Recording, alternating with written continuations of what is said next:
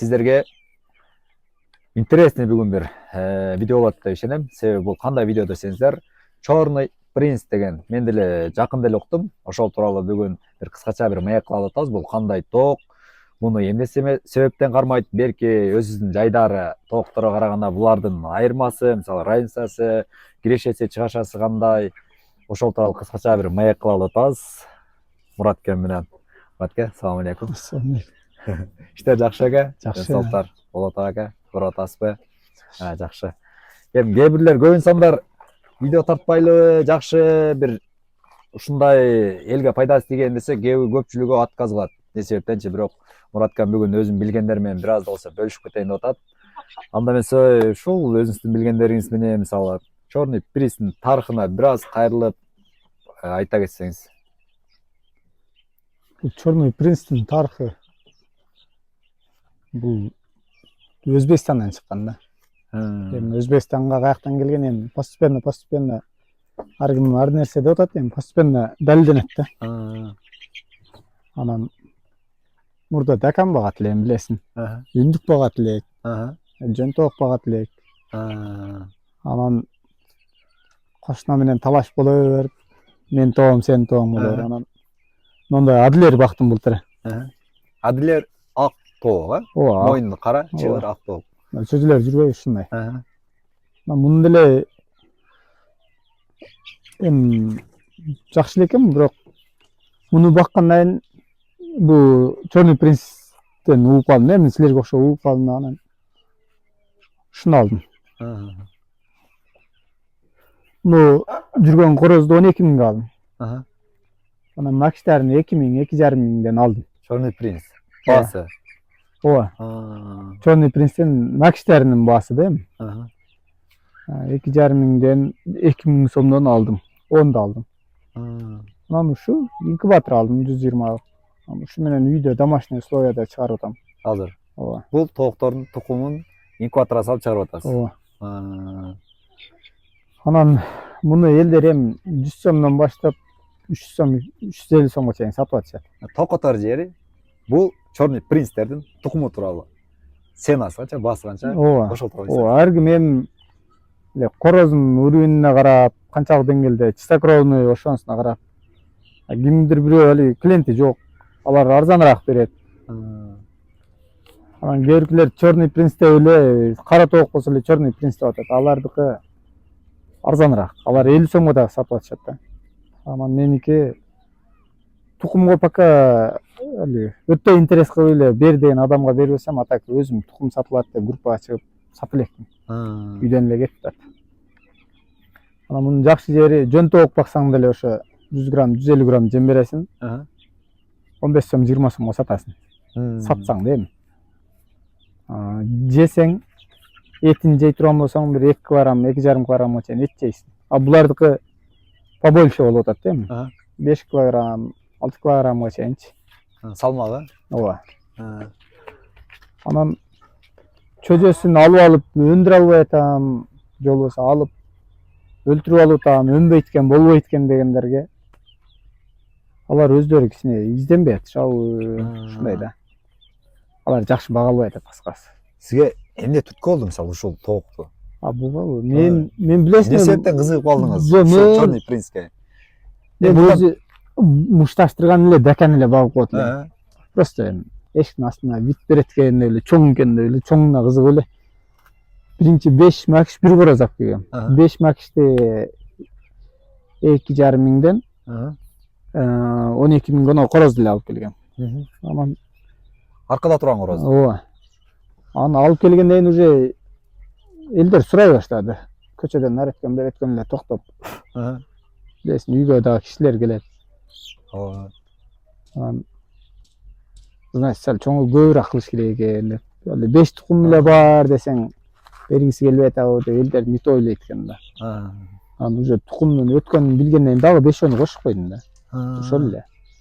Анан кийин тукум мындай айтканда, тукум сатсаң элдер тукумуңан чыкпады, палакда болуп калды деп нараазычылык көп болот экен. Кийин уже чөжөнү чыгарып өзүм көбөйтөйүн деген ой болду. Кийин чөжөнү чыгаргандан кийин деле клиент көбөйүп кетти да. Анан ошентип чөжөсүн чыгарып сатып калдым да. Азыр десеңиз. Азыр примерно бир 400дөй чөжө чыкты, уже 300ü сатылды да. Сатып кеткен. Ооба. Чөжөлөр сыр болбосо канчадан саттыңыз? Норвежиянын чөжөлөрдү 2-3 күндүк чөжөлөрдү 250 саттым. Кээ биркилерин ошо чыгары менен эле заранее брондоп койгондор бар, алар алып кетет. Азыр дагы ушу 60 чөжөгө акча берип коюшкан. Заказ алдын ала. Ооба. Интересно. Майдын 27-синде чыгат, эртең 12-майда чыгат. Ошо 12-май уже чыга элек жатып эле брондо да. Алдын ала. 120 тукум салынган, эми канча чыгат, эмне болот? Кудайдан. Кудайдан. Бирок 60ка уже заказ бар. Даяр десеңиз. Ооба. Бул ушунчалык кызык болот да, эми ушул эң токотор жерине токтолуп, мисалы бунун боюна, анан салмагына токтоло кетиңчи, эми ушунчалык. Бою ошо чоңгороздун бою 2 пескаблоктун үстүнөн жейт да, 80 сантиметрге жөн эле жетет бою. 80 сантиметрдин үстүнөн жейт. Атак мындай түгүнөн чокуй турган болсо 90-95 сантиметр бар да.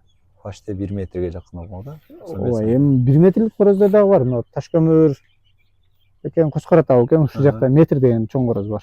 Жана 200 килограммдык бочканын үстүнөн жемип жаткандарчы. Интернетте кээде көрүп калып ошол окшойт жанакы. Ооба. Бочканын үстүнө башын көтөрүп жаткан. Ооба, ошондой. Мен ойлогом аны бир башка эле бир жактан бирөө тарса керек деп, ал өзү деле экен да бул жакта таш көмүр. Ооба, таш көмүрдө болуш керек ооба. Салмак жагына келсеңиз, салмак короз канча? Түлөк короз, канча? Түлөк макишти көрдүм. 5 килограмм 900 грамм болуп турат. Эми аны анчалык достижение может биз жеткизе албайбыз. 4 килограмм берсе деле бизге нормальный да. Ооба. 3,5 килограмм берсе деле биз үчүн нормальный.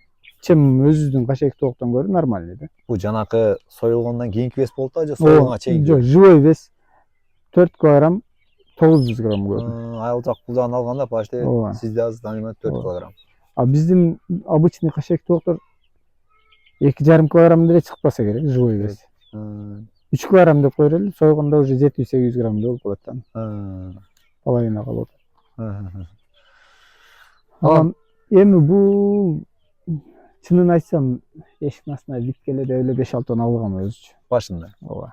Анан спрос көбөйүп кетти, ушу менен багып атам. Талап күчөдү бир аз, анан аларга бербей койсоңуз, бул аябат атат дегенде болуп калышы мүмкүн. Ушундай болуп калат экен. Анан ушинтип берип атабыз ошонун ака-укаларга.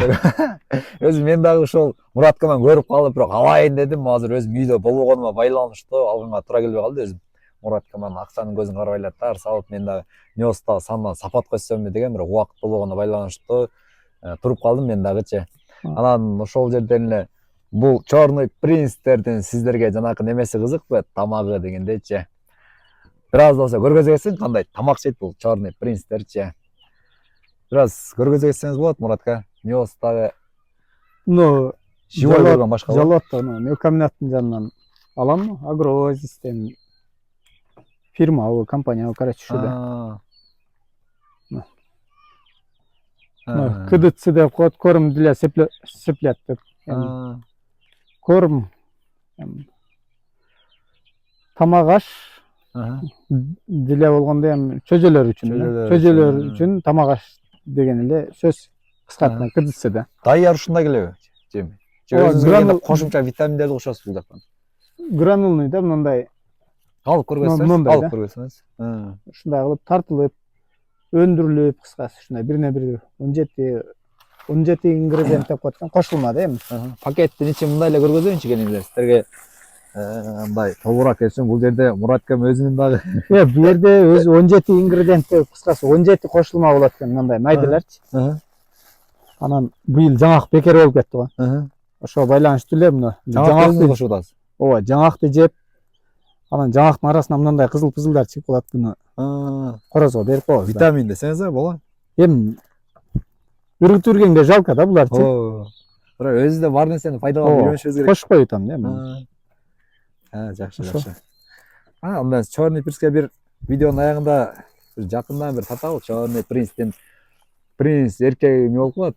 Черный принц, принцесса болот да эми. Принцесса дейт го, принцне бир Мураткам өз колу менен гана бир көргөзүңүз. чорный принц жакында. Мына ушундай эле ушу чачкоз, Ага. чоңун короз жейт, майдасы. Бүт. Черный принц. Ушун чачкоз. Ага. Бүт.